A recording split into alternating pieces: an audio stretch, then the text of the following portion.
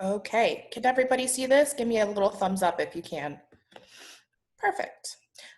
So this was kind of a last minute ask. So I've been in DC for 7 years, but I went to high school and undergrad in St. Louis. So I do consider St. Louis home.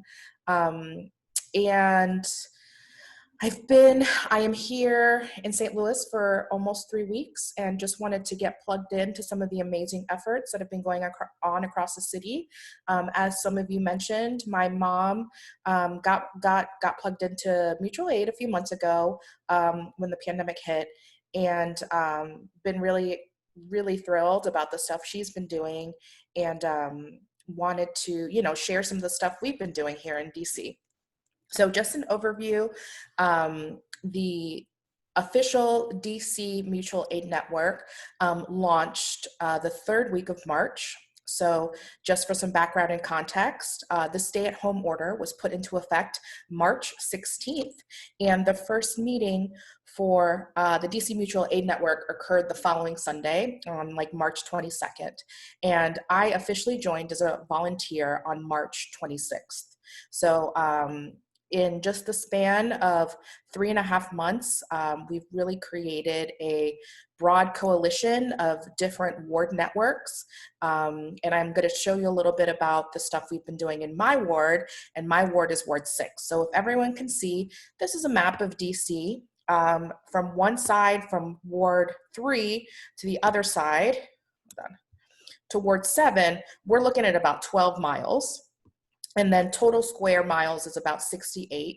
So to get from the top of Ward 4 to the top of Ward 8, if you were going to take the train or a car, it'll take you about an hour and a half. So I'm in Ward 6. So Ward 6 is the most populated ward. Total population for DC is a little over 700,000. Ward 6 is the most populated ward, and they have 104,000 people. So I wanted to show you a little bit about the demographics. Cool. Yeah. So we have about 104,000 people. Ward 6 has experienced the highest concentration of gentrification over the past 7 years. Like where I live in this area called Noma. And it used to be the site of the largest housing complex in DC. And now it's all high-rise luxury condos with, lots of encampments of unhoused residents that are hanging out under bridges and stuff. There are whole communities, more like tent cities. So it's really a drastic, you see the drastic differences in the landscape. I think that Ward 6 is a reflection of kind of what's going on a larger scale. So unlike other parts of DC, we have a pretty even distribution between our Black African-American residents and our white residents. We have about 40% to 48%. On a city level, Black residents make up 46 to 48% of the population. White residents are about 45%, and then we have other races and ethnicities such as Latinos, Asians, etc. So outside of Ward 3, we also have the highest median household income. And that's because with the number of young people that are located in Ward 6, you'll see a lot of, I don't know where the age things, you'll see here, most of the people that are in DC are between the ages of 25 to 34 and 35 to 44, which I think kind of contributes to why the Ward 6 Mutual Aid Network is structured the way it is. We have a lot of people that work in the nonprofit industrial sector. We have a lot of people that work in policy and also advocacy. So when you see of how detailed our network is, you'll kind of get an understanding, because we kind of do this on a smaller scale. So we have a lot of working professionals that have come together to develop really comprehensive infrastructure to how we organize our mutual aid efforts. Anything else of point? Let's see. Yeah, you'll see the stark differences.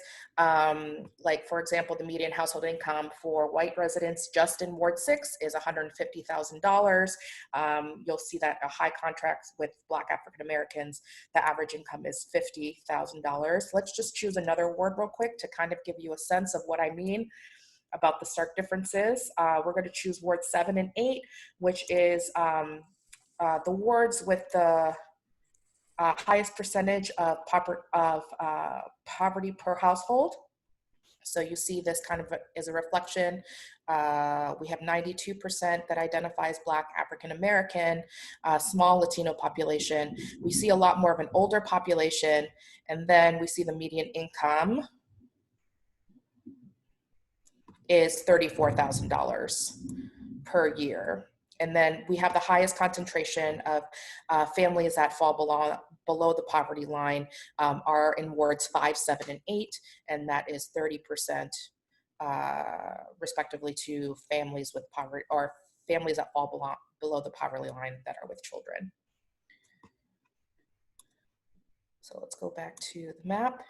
So as you see here, we're kind of in the middle. The most affluent ward is Ward 3, which has historically been all white. And there are a lot of older homes. They have been exempt from the whole gentrification movement because they're typically white, older, middle class. The highest rates of gentrification that have occurred have been in Ward 1.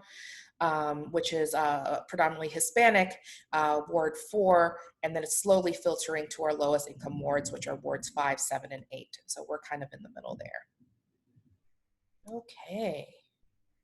So how do we organize our work? Well, can I make some time to questions? Any questions about how we're structured or like about the makeup of DC itself? Okay. Cool, then I'll just move along. Okay, so as I mentioned, the first meeting for the DC Mutual Aid Network took place the third week of March, and basically it was decided because each ward has such different needs, I think, in terms of its residents and its allocation of resources. We thought it was best for each ward to develop their own network based on these factors. So this is, first, they created a Google Drive, and as you see here, there are resources for the network as a whole, and then there are ward-specific resources. So as you see, people that want to do protests. We have a great legal team because, there's a lot of lawyers in DC. So we have great legal aid resources. We have pods. So pods,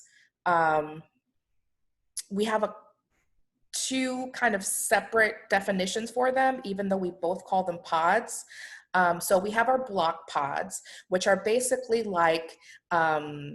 because DC is so dense, we encourage residents to go out and create a pod of about 15 to 20 people.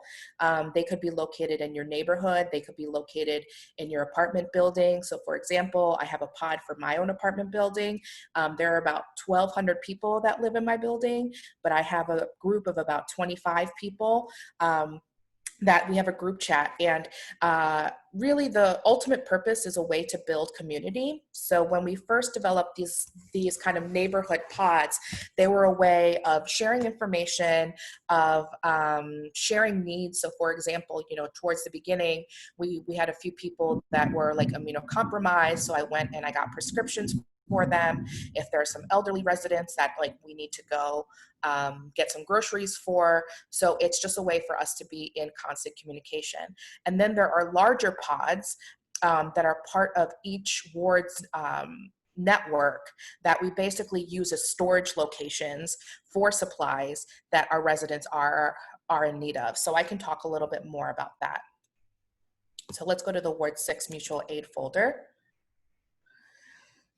And so as you see, the way that we have kind of delegated our work is in different teams. So we're a non-hierarchical structure. So depending on our area of interest and our area of expertise, we do a volunteer intake form. And then we have different facets of our work that we're interested in creating mutual aid. So yeah, mutual aid efforts around. So my role when I first joined, was kind of to develop the administrative and kind of process framework. So we started out of course, so I can open this document here, of defining what all the teams were, the roles of each team, and kind of like what our work process looked like and like what our workflow looked like. And so as you can see here, the main goal of our mutual aid network is that we have residents that are in need. They call our hotline.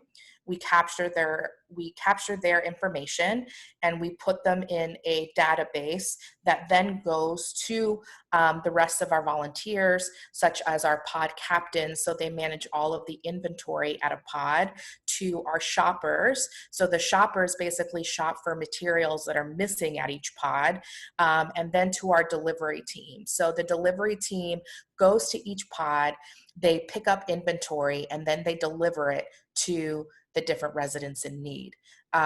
So really it's like super multifaceted in our work, that we have to be super coordinated,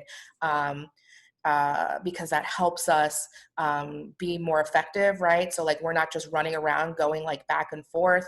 We're able to map out where all of our deliveries are made and then coordinate with the delivery team that is on the ground. They're all Black-led efforts, to kind of determine, okay, this is the best day, this is like the best route to make deliveries. And we make deliveries of groceries, cleaning supplies, masks, toiletries, personal hygiene products, baby supplies, things like that.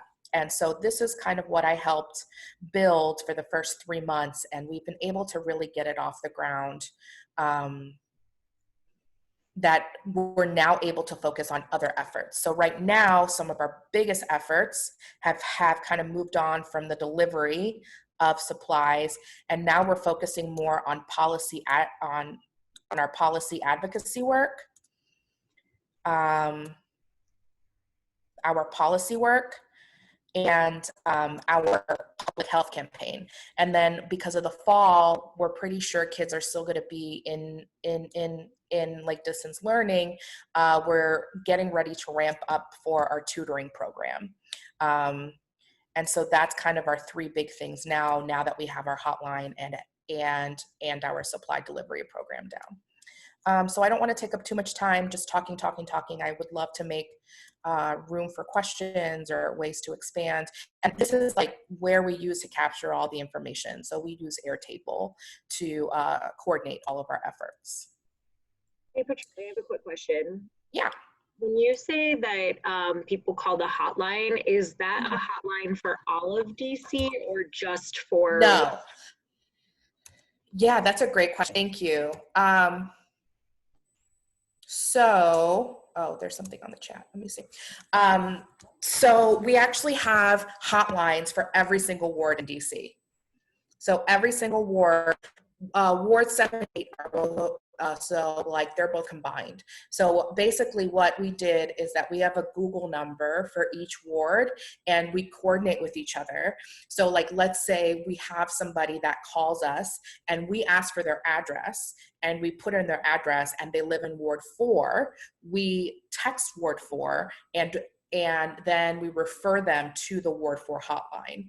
And so in that sense, that has gone really seamlessly in that we all have pretty much the same hours. And then we're able to coordinate like in real time saying this person called, but they're in Ward 5. Can you go ahead and call them back and see what they need and like so on. So like Google Voice has been really helpful with all of that.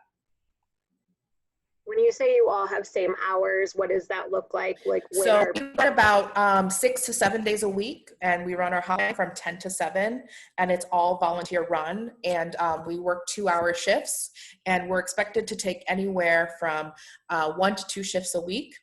And for the most part, it's been pretty well staffed. And we have people taking multiple shifts. I don't know how that's going to look once we go back into the office. But since so many people are working from home at this point, it's been really easy to maintain. Mm-hmm.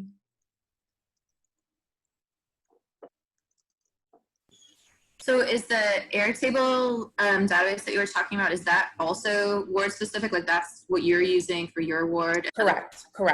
Right. Cool. So other wards, some use Airtable and some don't, depending on their kind of how tech savvy they are. We have a lot of programmers that happen to live in our ward, and so they're developing apps for us and stuff like that. So I think it really depends on the tech capacity. But almost everybody I know is at least using Google. But we have a lot of people that are concerned about privacy issues, and we do get a lot of client information that we want to make sure that that the information we receive is as protected as possible. Are there resource sharing between wards? Because you were talking about kind of the differences between the wards. Yeah. So every other Sunday, there is a DC-wide mutual aid call meeting. And there is a Facebook group that we coordinate a lot of our efforts. So like, we're always kind of in touch with like what's happening like in Ward 7 and 8. They'll like go in the Facebook group and say, hey, I'm having trouble with this, like has another ward experienced this, like, and it's a really great way to troubleshoot. So we have a meeting every other Sunday, and then we have our Facebook group as well. And then because we share an ultimate Google Drive, it's a great way for us to like share resources saying, hey, look, we have a template for this here, let me give you access to it, and then you can use it for your ward. And what about financial resources? Yeah, great question. And I know Danielle wanted to follow up with that. So in that sense, each ward has a designated fiscal sponsor. So it's typically like a nonprofit organization. So the fiscal sponsor for Ward 6 is a nonprofit organization called Serve Your City. And so Maurice Cook, he's the ED. He is responsible. Well, he has a team that any fundraising efforts goes towards that organization, and then they're in charge of like doing the reimbursements and doing the distributions. We don't do cash assistance in our ward because it's really messy with our 501c3 status of our fiscal sponsor, but like he's able to provide the shoppers to go get groceries, and he's able to provide money to purchase masks and boxes or grocery bags. So far we have made a commitment to be really transparent in the money we're bringing in and like what we're spending, and so that's very much part of each ward's culture to like kind of decide what works best for them. When you say that you don't do financial, is that just because of Ward 6 and who your fiscal sponsor is? Do other wards do financial? So I know some other people are trying to figure it out. While I would love to do cash assistance, it's just to have it set up for, the nonprofit status. It's just presented a lot of challenges in DC. I know like in Ward 7 and 8, they go outside the nonprofit sector to do cash assistance, but to be transparent in your accounting practices, I know there have been some challenges. Yeah. So there are challenges like I would love to do cash assistance at some point, but we probably wouldn't be able to do it with our fiscal sponsor. Who makes like ward-wide decisions about the network? That's a great question. So we have a governance structure that's pretty non-hierarchical. So we, so let's say, I'm just trying to decide of a recent example. Okay, yeah, this is great. So I think that at the center of all of our decision-making is Black and brown voices, right, that are from the community. And we go in saying that any direction we move in has to be approved by our grassroots organizations, because under Serve Your City, there are about 7 to 8 Black-led orgs just in Ward 6 that help do the delivery. They kind of help determine the need. So they're kind of viewed as our advisory committee. So if we have anything we're struggling with, or if we have an idea for something, it is always important that we always center those voices and their feedback when it comes to making any decisions. So typically, like let's say a few months ago, something came up where they wanted to have social workers on the hotline, and because our approach comes very much from an abolitionist framework, we just weren't sure the role that social workers played in this. And so we brought it back to our Black-led orgs, and we had a community discussion, and then we brought it back to our entire volunteer base. We have about 200 volunteers, and then kind of had a more, we had a call where like we invited people to discuss it, and then we kind of went from there. So I think the understanding is that the voices of the community are the voices that we center the most, and those are represented by the 7 and 8 Black-led organizations that fall under the Ward 6 Mutual Aid Network. Gotcha. And they will ultimately decide democratically or whatever about what needs to happen. So I mean, you have some idea of how St. Louis nonprofits work. We're very individualistic in our approach to how nonprofits work here in St. Louis. So just like the idea of fathoming that there's like this one nonprofit with like 7 or 8 underneath it is just like blowing my mind, because I'm sitting here like, that's not what we do. Well, I think you have to keep in mind, you have to keep in mind a couple of things. So when I say nonprofits, I mean that in a very loose sense. These are grassroots activists that needed a nonprofit status to do some of their work. So they are very much against the nonprofit industrial complex. They do not like being called a nonprofit. They don't like, they just have the status and they have the fiscal responsibilities, but that's it. But in essence, you know, the way that they are organizations in structure, but not in ideology. And so basically you're looking at 8 very strong Black and brown activists in DC that are coming together to lead this work, and they just happen to be nonprofits, right? So I think I should frame that a little bit better, because it's not like the traditional, like what I'm used to in a nonprofit is that you have, you know, these like very structured places with like millennials, and, you know, most of us are white, and we're out doing the work. No, this is very different in that sense.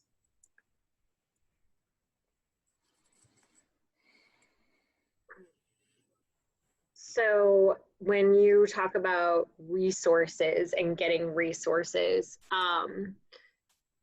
for example, like groceries and stuff like that, that's all coming from your fiscal sponsor who has the donations and the money to support it. Are any wards, so for us, I think all of us, for the most part, with a handful of exceptions, get resources just sourced from within our pod. So it's like, hey, do you have this? And can you get this person?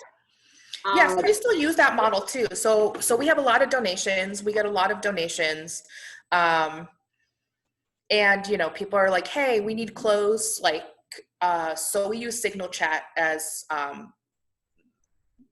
the main way that we all communicate. And so, you know, someone will be like, hey, I have this family in Ward 6 and they need like 3T toddler clothes. Does anyone in our volunteer base have some? And more likely than not, because we have like 200 volunteers, someone will be like, yeah. So it still very much has that feel to it. The thing is that when it comes to what the needs were and what the needs still are, like in DC, people are struggling to get food on the table, and we don't have enough donations to be able to effectively feed people. So we needed to start raising funds in order to buy groceries in bulk that we can feed people on a consistent basis, and we're still having that problem. So, but as far as like other stuff, we still do get a lot of donations, and like we still rely on our volunteer base to be able to fill in like stuff that we don't get asked about as much.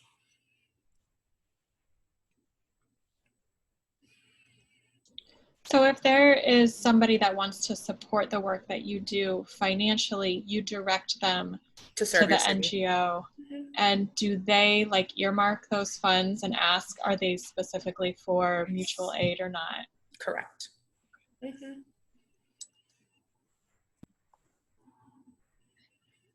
So thank you so much for sharing all that. This has been really really helpful and interesting to learn about so far too. Can you talk about, I guess, like coordination? You said you have 200 volunteers. I know that there's like a pod that's on this call that has hundreds and like a great network. And a lot of our other pods are a little bit smaller. And so I'm just curious about what that system looks like and how you coordinate. And if you do have this, if everyone has a fiscal sponsor and they're all like relating to them individually, or is there still like some kind of process through which one person gets reimbursed and one person manages it, what that looks like? Yeah. So I helped kind of develop the structure for volunteer recruitment and like retention. So while I say we have 200 volunteers, I would say about 40 are actively engaged. And by actively engaged, I mean attending the weekly meetings, like being involved in the work beyond just donating food and like, I don't know. So I think that as far as vetting a process for like, let's say our shoppers or people that are going to be more hands-on with like the fiscal end, there definitely is an extra layer of training that goes with that. Like, for example, with the hotline, they have to go through a formal training, and then they have to do kind of like 2 weeks of observation before they can start working the hotline, due to the nature of the calls we get, and just making sure that there's a level of trust. Because, you know, unfortunately, people want to be volunteers, but they're not really familiar with how mutual aid as a social justice framework is structured. So I think bringing them on and then making sure that it's clear that, you know, mutual aid, we're a radical progressive movement, and like letting them know from the beginning that these are the expectations. But we have a volunteer process. You know, we have them fill out a form, we have them do a couple of orientations, one around what the work consists of, two is around the mutual aid framework, and then we bring them on to the main Signal chat, and then based on that, each team has like a lead kind of, and then we can kind of do our own assessment that if someone's like, hey, I want to join the mask making team, then the lead will be responsible for following up with that volunteer and kind of assessing where they're a best fit and kind of go on from that. So I think that the development of a robust, you know, have a good onboarding process really helps. And then also being in touch with every team lead to make sure that they're like individualizing, or they're providing individual support to each volunteer that's like interested. So I think in that sense, you know, we've been able to bring on some really strong people that are in it for the long haul. And then we've had other people that have signed up and then realized, oh, this is a lot of work. And then they, you know, want to kind of hang back for, you know, what are viewed as like more traditional volunteer opportunities, like packing grocery bags or making a delivery to someone. So I think that's all part of the onboarding process, is to assess like where people are. I hope that kind of answered your question. That was a lot. Yeah, thank you so much. And I love the intentionality behind it. Definitely a lot of investment that will make it like stronger in a framework, I've definitely found, with how people come to it and what they think of it. So thank you.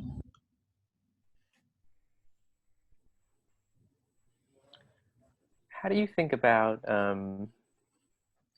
sort of, how do I phrase this? So some people come into the network wanting to help, and some people come into the network asking for help. How do you think about pushing those people towards swapping roles, or like how do you bring people into both sides of mutual aid? Yeah, I mean, with the concept of like mutual aid, that's what it is, right? It's not transactional, it's reciprocal.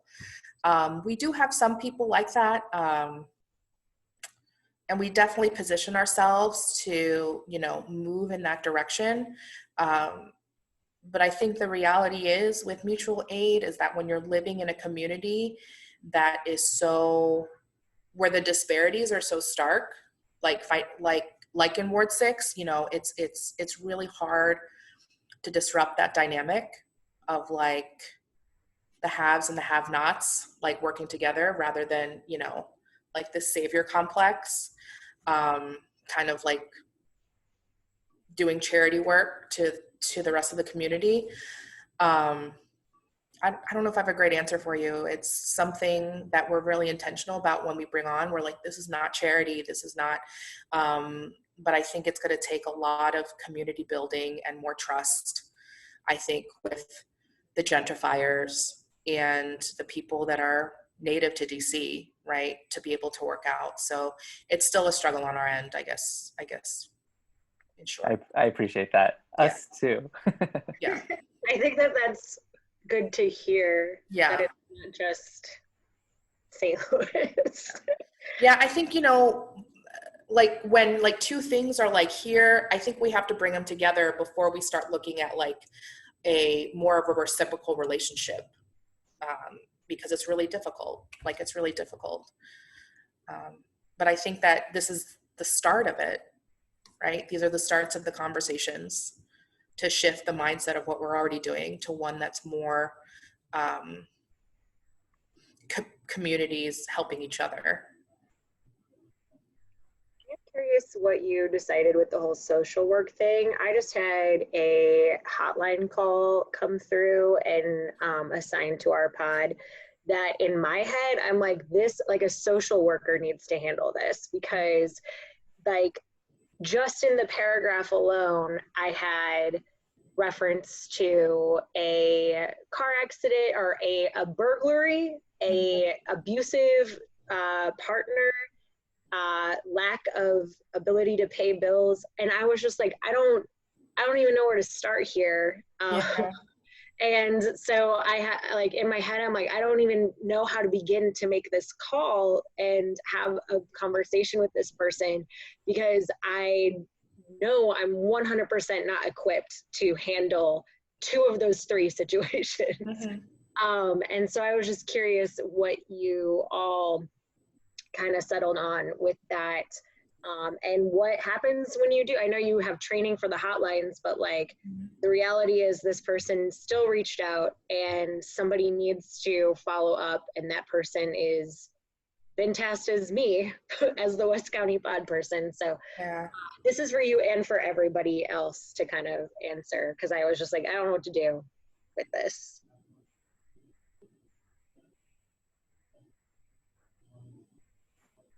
I mean, I could provide insight, but I didn't know if anybody else in St. Louis has experienced something similar.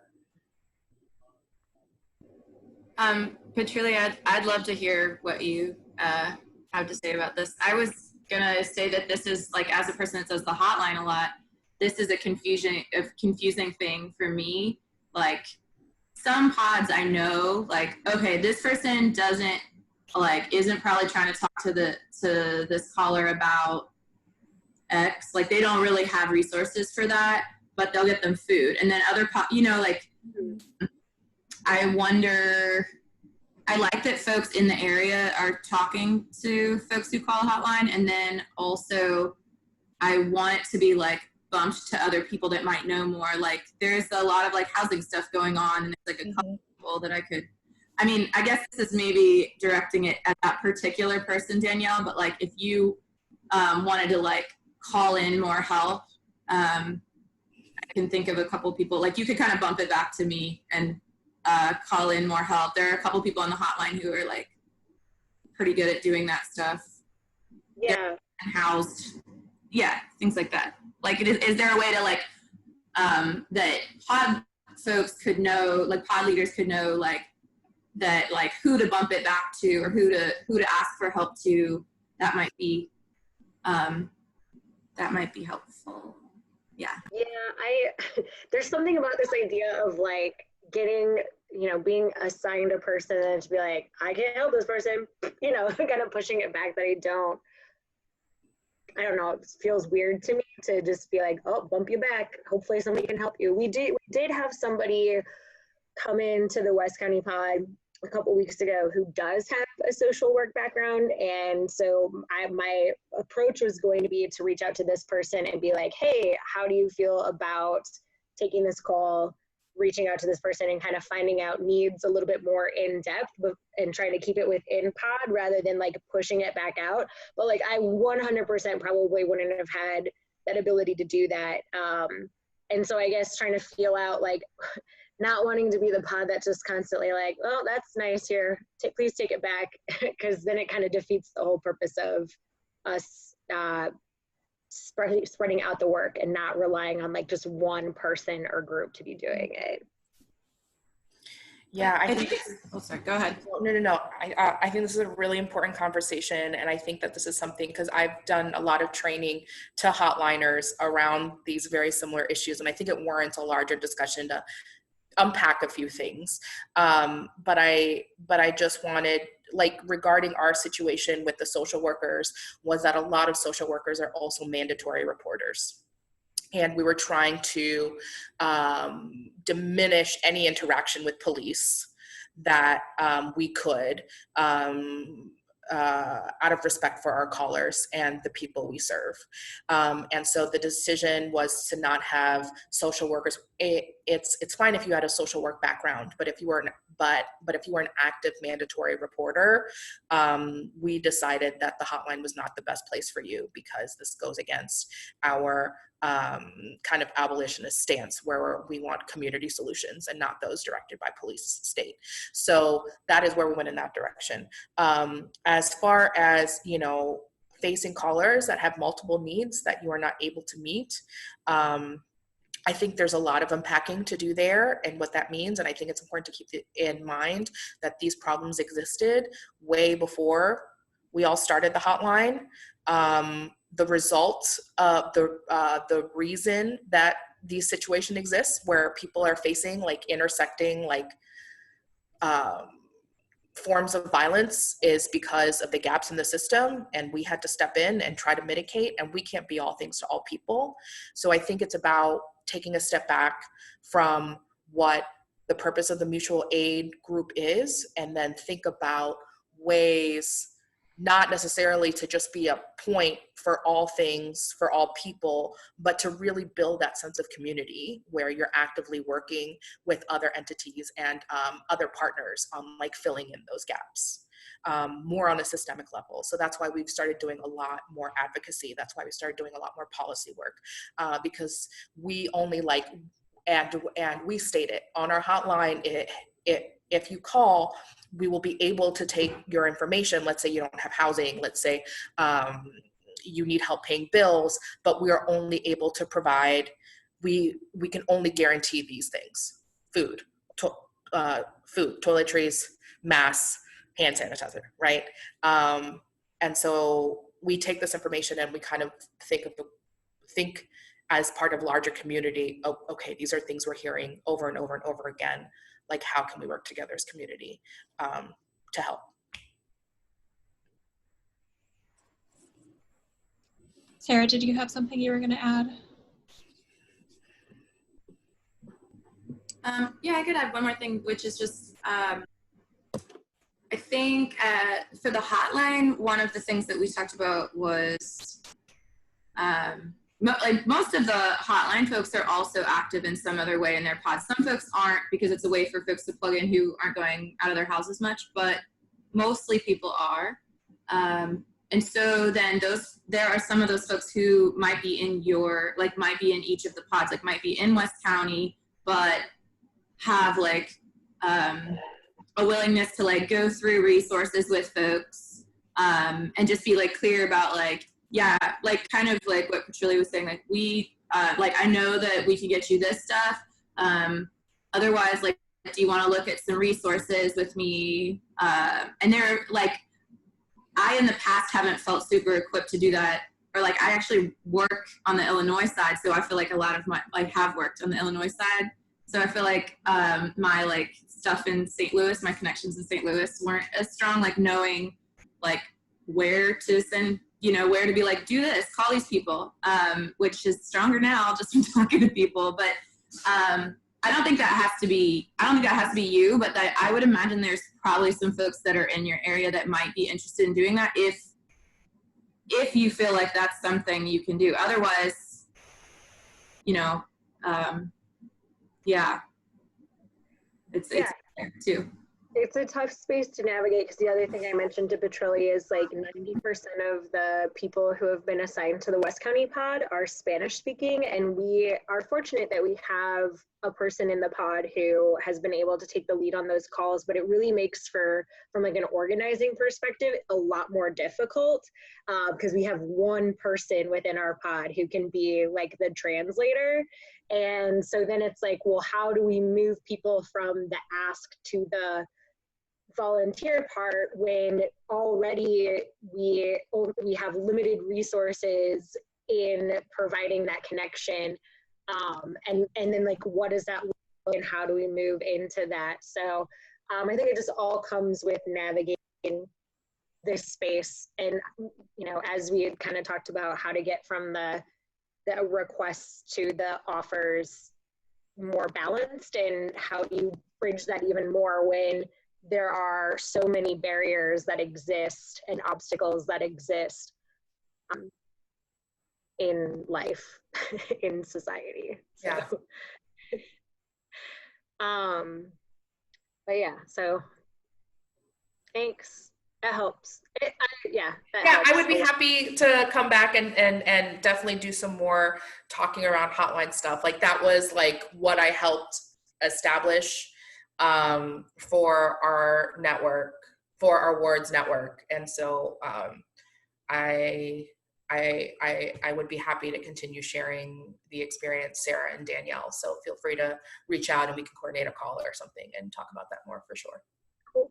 I mean, I'll probably talk to you at dinner about it too.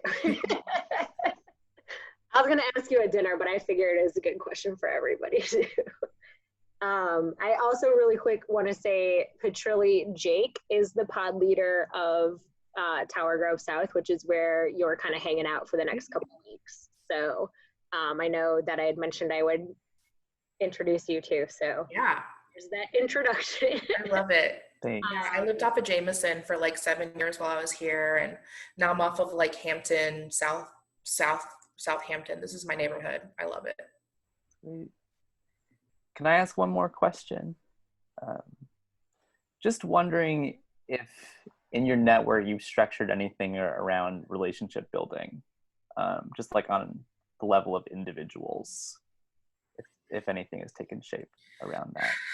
I mean, like, there's nothing like a pandemic and signal chats to get you closer to people that you never thought you would be talking to. I mean, in terms of our network, you know, we host events and we do like happy hours or, you know, little socials and stuff. And we you know, use it as an opportunity to build relationships with each other on the network, but also with the community. Like when I get back, we're starting a coalition to really move forward with a lot of the asks that we've had as individuals for the encampments that are living under the metro bridges, that have been living under the metro bridges for years. And so it's been a great way to, you know, get to know your neighbors, like people that live across the street. Because the thing about DC, and I think it's just an East Coast thing, is that we have a very, well, white people, like, that come into DC, we have a very weak sense of community.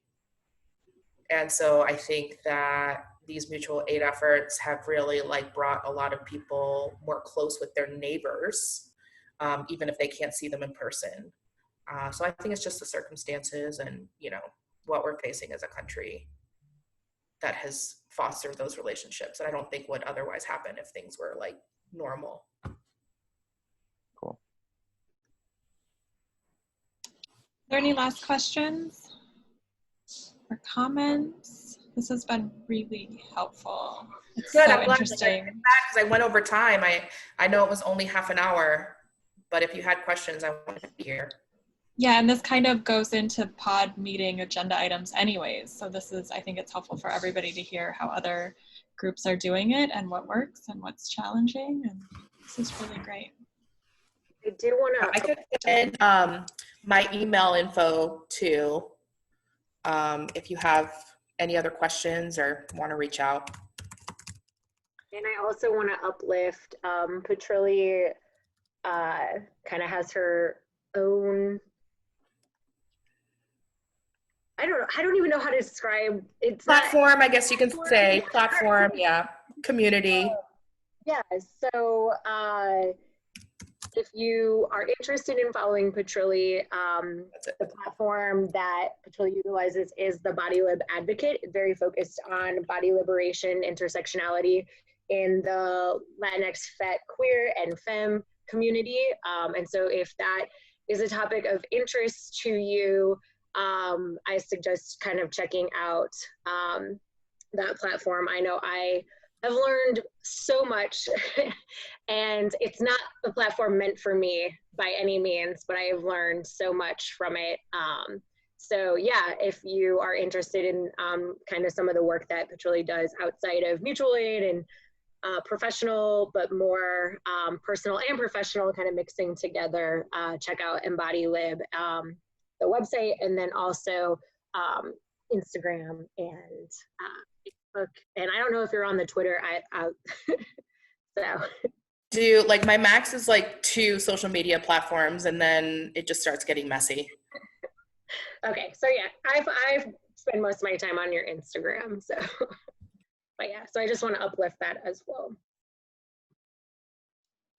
Great, thank you so much. I am going to stop recording here.